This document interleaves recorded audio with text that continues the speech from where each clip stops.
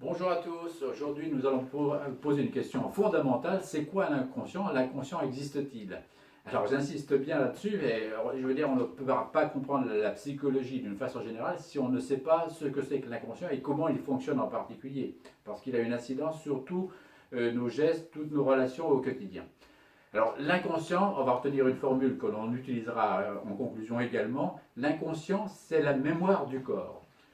Vous avez tous une enfance, une petite enfance en particulier. Est-ce que vous avez des souvenirs antérieurs à vos 4 ou 5 ans? Très très peu. 2 ou 3 peut-être souvenirs que vous pouvez évoquer. Par contre, il s'est passé des tas de choses. Vous ne vous en souvenez pas sur le plan intellectuel, sur le plan cognitif du terme, mais votre corps, lui, s'en souvient. Vous allez comprendre de façon très simple comment fonctionne l'inconscient et comment il se met en place à travers un exemple bien précis. Imaginons un enfant qui est dans son berceau, il dort dans son berceau, tout va bien, ses cinq sens fonctionnent, il est en parfaite santé, il dort, il est réveillé tout à coup par le roucoulement des pigeons sur le bord de sa gouttière. Bon, sensation de déplaisir, il est réveillé, il va pleurer. Bon, ça se passe un jour, 2 jours, 3 jours, il associe le déplaisir au roucoulement, pas de problème. Ça se passe 2, 3 semaines, c'est plus préoccupant. Pourquoi?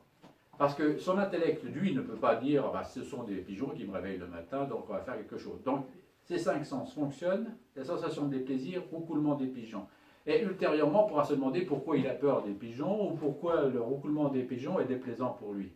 Mais l'inconscient est beaucoup plus pervers que cela. C'est-à-dire que ces cinq sens fonctionnent, je répète bien, et il peut très bien associer la notion de la sensation de déplaisir à la couleur, par exemple, du mur qu'il voit en face de lui. Imaginons que ce soit un mur jaune.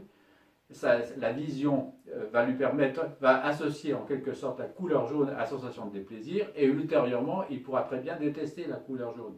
Ça peut jouer aussi sur l'olfaction, c'est-à-dire qu'à ce moment-là, il peut très bien, s'il y a une odeur particulière à ce moment-là, il peut très bien associer la notion de déplaisir à l'odeur.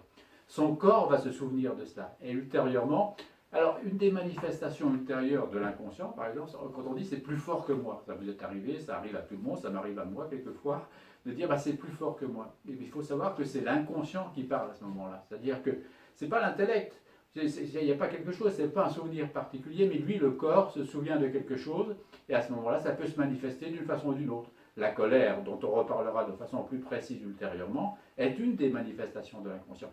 Ne retenez qu'une chose, l'inconscient, c'est la mémoire du corps, mais c'est d'abord une réalité bien concrète. À la prochaine fois, j'espère. Au revoir.